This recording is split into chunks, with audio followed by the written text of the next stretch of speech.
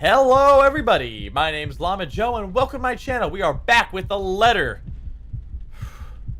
Yeah, I'm pretty drunk now. I'm not gonna lie to you. And honestly,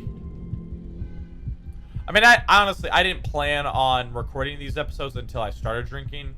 That was my first mistake. So I'm gonna record 2 more episodes in drunken state. But I'm gonna finish at least Rebecca's story. I'm gonna try and finish the game. But like, okay, look at this though. Look how long.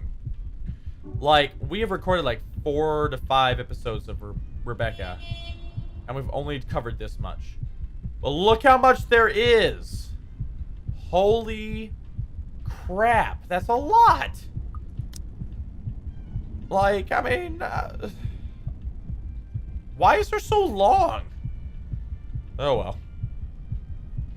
Alright, I gotta focus. I have a fuzz on my arm. Hand. Same anatomy, I know it. Or was there really something there in the first place? With how empty it is, I'm beginning to doubt it. This stupid flu again. I need a long rest after this. I can't tell if my accent's getting better or worse with my, old drinking. It's definitely different each time. I'll give it that. My hands fall uselessly to my sides, numb from how taut my grip on the wheel has gone, yet still trembling from the unexpected rush of adrenaline. What? No, I'd say getting worse. Against my ears, my heart still pounds an erratic rhythm, and my breathing hasn't slowed down. Slowed, yeah, that's a word. But the world has already righted itself without waiting for me, and little by little, second after second, as I sit here motionless, color begins to seep back around me. Along with it are the sounds and a voice, no longer the indistinct ringing it was earlier. Becca, are you okay? Answer me, will you? You're scaring me. You know what? I think we should just call a taxi since... Can you keep it down? Strained, harsh, and completely unintentional. But with heat prickling at the back of my eyes and the mild throbbing at my temple, I could honestly do with a little silence for now. Keep it down? We almost crashed, Becca. I know what happened. It was a lapse. I'm sorry. A lapse? You call that a lapse? Becca, I really don't want to end up a mangled mess on the side of the road. Or a mangled mess anywhere. Fair enough. I'm asking, if the time ever comes, which I hope isn't right now, is a peaceful death. Give that one to me at least. Not that I'm asking for it, but please. Isabella. Belle, you're overreacting. Is she though? If you're so worried, why don't you drive? You almost killed her. Don't have a license. Got him. I keep telling you to get one, didn't I? For the past 5 years. Do you see why now? I wasn't really expecting to stay here this long. I thought it'd just be for a year or 2. I just got real now. All of a sudden, a pensive mood comes over her. Isabella looks away, then while what's left of my little lecture never crosses the tip of my tongue. I feel like I sound more like, I was going to say Russell Crowe, but that's not it. Russell Brand. Then I sound like an actual British woman, but I don't allow it to. No, don't quit. Oh. Because in each of those words she let loose earlier is a small truth. Her stay has always been meant to be something fleeting. Earn some good money, go home. It's what she'd tell herself during her first year here. Now? Half a decade later, I'm not sure if she still believes that. Even I'm not sure if I still believe it. And if there's something in her reasons that has changed along the way, even if I already have a hunch, it's one thing I'll never bother to ask. Those are hers to keep. Dude, I should play Drunk Skyrim. That sounds so fun. Anyway, sorry. That just popped in my head. I think I'm going to do that. Not tonight. Because I got a lot. Maybe tonight. We'll see. I'll be careful this time, I promise. Sorry for the clapping, by the way. It might have been loud in the mic. Just please, can we give this whole thing a rest for now? She nods, and that is the end of it. We spend the rest of the trip back to Solemnwell in silence. All thoughts of an overactive imagination playing tricks on a flu-addled mind, and of smiles never meant for my eyes, abandoned, if only for a brief moment.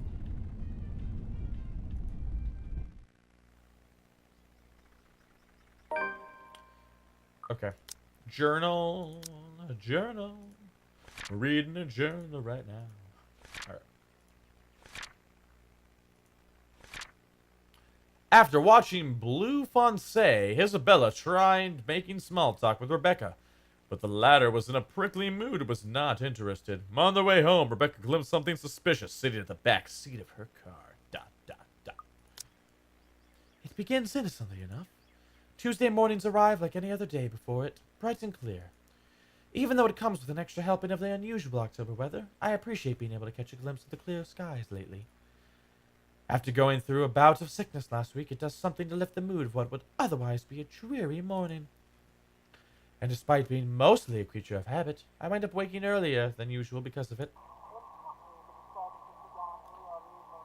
Still no earlier than Isabella, it appears. I've assumed she'll take a day or two off because of what happened to Miss Cooper, but that doesn't seem to be the case. Oh, damn it. The sound of the morning news drifts from her unit when I walk past on the way to my mailbox. Chances are around this hour she's already dressed and ready to go, probably just waiting for the next bus to arrive. I've tried following her example before, but I don't think I'll be repeating that. Really? How can anyone be up before the sun is up? It's a habit she got from home, she said, instilled in her by the kind of life she grew up in. Like clockwork, it's always at 4 a.m., either to help with the chores or prepare her little siblings for school.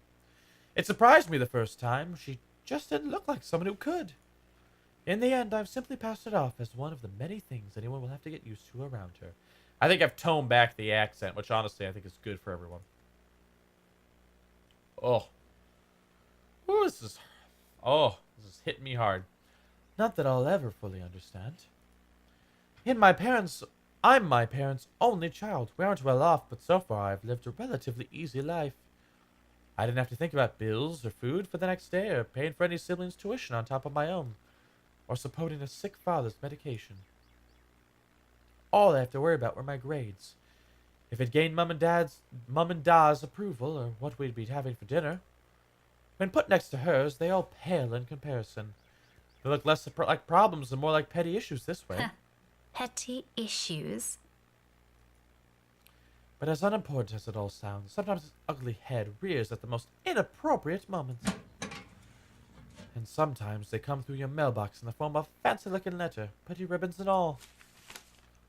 Ooh, this is fancy. Whoever sent this has spent silly money on the envelope alone. Version on ridiculous, really. I can already imagine Isabella wrinkling her nose once she sees this. And then she'll complain about unnecessary expenses and rich people problems. I'm almost afraid to touch it myself. As if simply brushing a hand against its crisp surface will be enough to put a crease on it. And it'll be a terrible slight to the sender. But as extravagant as I find this, it really isn't the first time I've received one. Most of the time, it's not even from me, so who am I to complain? Either way, no look of surprise crosses my face once I flip the envelope over to see my parents' names written in a neat script. Nothing new, then? Yes. Whew, I can do this. Their years in the academy, I guess. I've never seen it with an E at the end. Okay. In the academy, naturally brought up with various connections. People from other fields, art, science, business, politics, you name it. This one, though, gives us a much personal vibe. Sorry, not professional. The opposite of that. Personal. Letters like this usually come from old students. People who've grown fond of my parents, and they, in turn, treat like children of their own. I've only met a few of them. Most have moved on to become successful in their chosen careers, and little letters like this are their ways of expressing gratitude. It's one thing Mom and Dad are proud of, rightfully so, and I'm happy for them.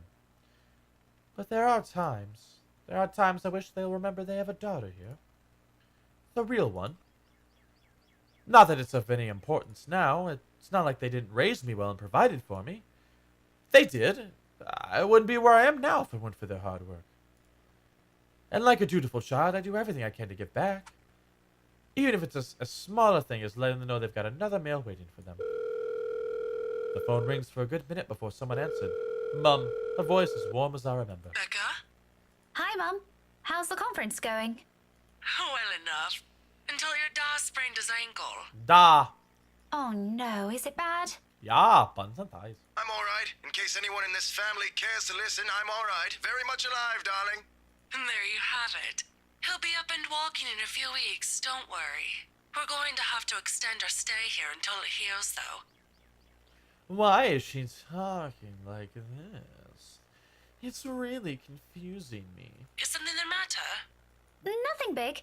Just that this mail arrived for you this morning. A lie. Thankfully, she doesn't notice. Although, if I'm going to be honest, a small part of me yearns for her to do so and ask me about it.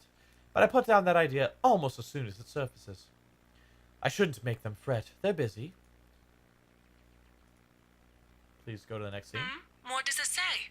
Raise your glasses, give cheers to the good times, blah, blah. Becca manners. That isn't how I taught you to read. Sorry. You are cordially... it's an invitation, Mum, for a housewarming party. From, Hannah? The name rings a bell, though at the moment I can't recall when or where I've heard it recently.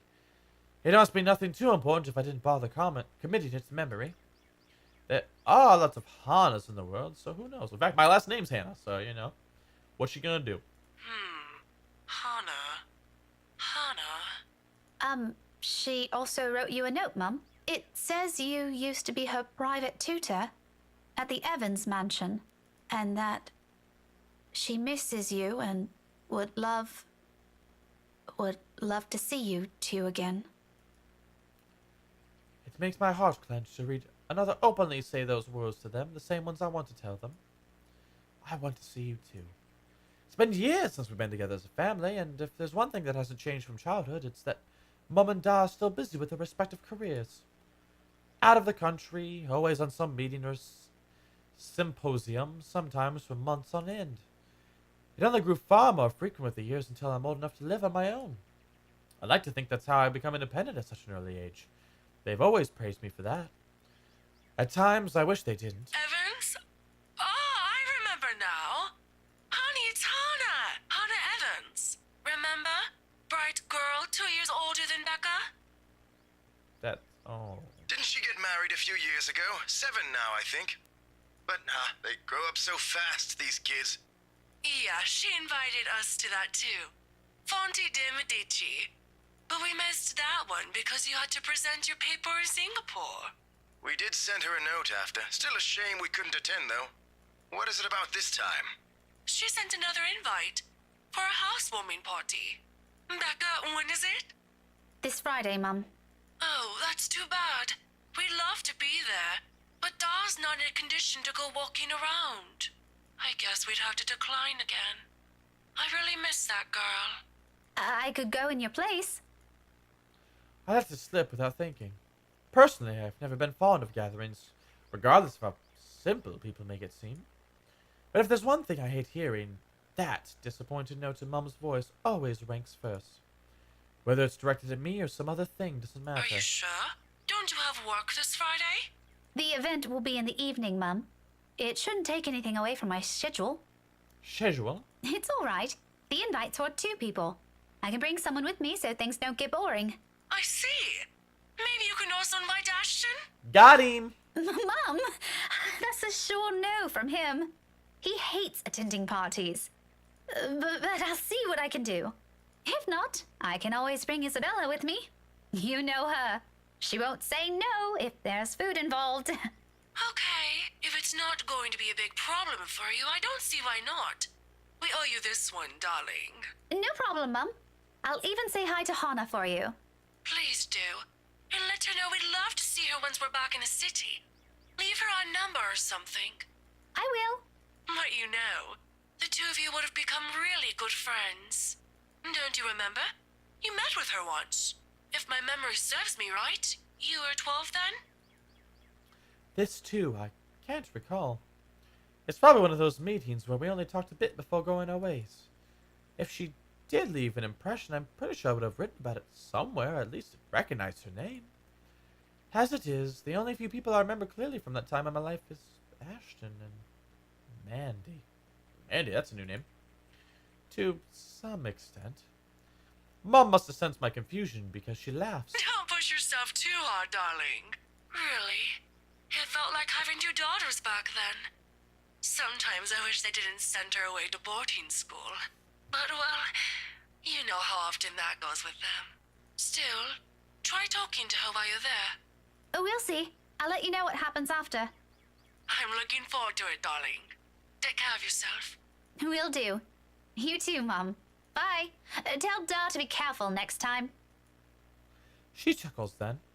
A hearty one, tender and always light on my ears. She may be a stern teacher, but this is the part of her I love the most. The sound of it still echoes even as our call comes to an abrupt end, bringing with it a memory from so many years ago. All my life and responsibilities that accompany adulthood are things far from our minds. If given the chance, I'd love to go back to those.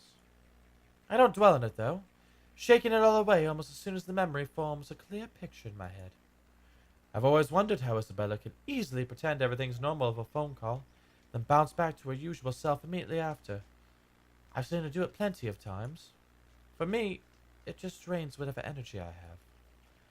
And with a whole day of teaching still ahead of me, I can't afford to look exhausted in front of my students. Even for a wee bit, it's never a good example to set. So with another sigh, I put everything at the back of my mind and tread back to my room. The rest of my day awaits. Can't tell if a new scene or not. 15 minutes later, I'm heading back out, dressed for the day, my car keys in hand. Ordinarily, I don't stop for anything. There's never a need to. That's the beauty of this apartment complex. It's quiet and everyone keeps to themselves. No useless platitudes in the morning. No need to wear a smile on your face lest other people are nosy enough to ask. Today, however, the morning broadcast still plays from Isabella's room. My brisk pace slows to a stop and a frown gradually forms on my face. She hasn't left. Of course, this isn't unusual. There are times when I left earlier than she did, like last Friday before the open house. But those days are few and far between. It only happens in the dearest circumstances, though the last part of that might be a bit of an exaggeration. However, with what's happened in the last few days, maybe today is one. The death of a friend isn't something anyone can brush off, and for someone like Isabella's the kind who gets attached to people easily. With Zachary, Ashton, and I, that has been the case. I can't imagine what she might be going through right now, especially when the woman was someone she owed a lot, despite their training being brief. I've given her the space last night in deference, but perhaps today might be the proper time to check on her? Oh, whatever. I've still got time anyway. Ooh, something tells me some stuff's about to happen. With light steps, I move closer to her door, hand already poised to knock. Still, I don't do so until I hear her answer me. Isabella? Belle? Are you in there? No answer. After a second, I finally knock, lightly so I don't disturb her in case she's sleeping and has merely left the telly running last night.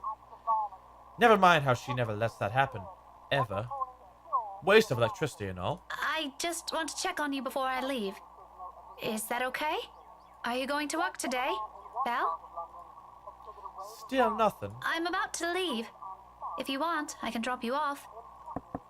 Another round of knocking. Then I'm fishing out a copy of her key from my bag and unlocking the door. She lent it years ago after I complained about the mess and offered my help in cleaning it up. I thought the gesture was completely unnecessary back then, but after all, I could always knock. But she never did bother taking them away from me, always returning it or turning away from the conversation whenever I insist. At one point, I simply stopped trying to hand it back to her. Isabella? I'm coming in, all right? Without waiting for her answer, I pushed the door open and stepped inside.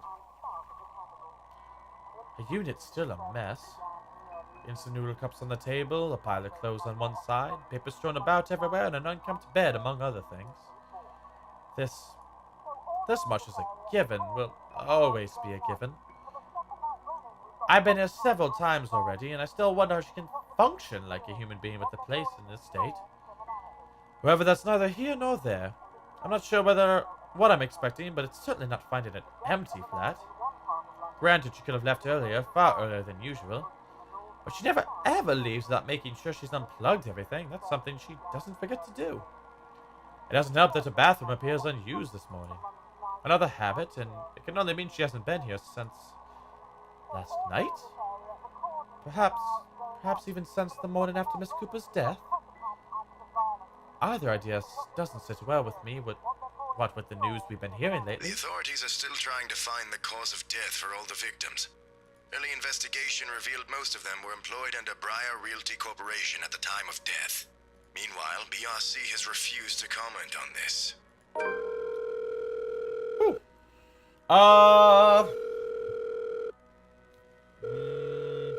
Yeah, we're gonna stop here. Thank you guys so much for watching. As always, feel free to like, comment, subscribe. Tell me what you like. Tell me what you don't like.